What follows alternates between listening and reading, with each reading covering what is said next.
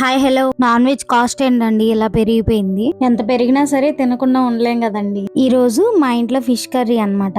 Early morning లేచి fish తీసుకోవడానికి వెళ్ళాము. బొచ్చ తీసుకున్నాము 2 kgs. ఫిష్ వెయిట్ 2 kgs లేనిదే పులుసుకు బాగోదు, అందుకని 2 kgs ది తీసుకున్నాము. అసలు ఫిష్ పులుసు చాలా అంటే చాలా ఈజీ అండి. ప్రాసెస్ కి వచ్చేసరికి 2 పెద్ద ఉల్లిపాయలు తీసుకొని చిన్న ముక్కలుగా చాప్ చేసుకోండి. అలాగే 2 పెద్ద టమాటాలు తీసుకొని మిక్సీలో ప్యూరీ చేసుకోండి. అండ్ 3 పచ్చిమిర్చి తీసుకొని చిన్న ముక్కలుగా కట్ చేసి పెట్టుకోండి.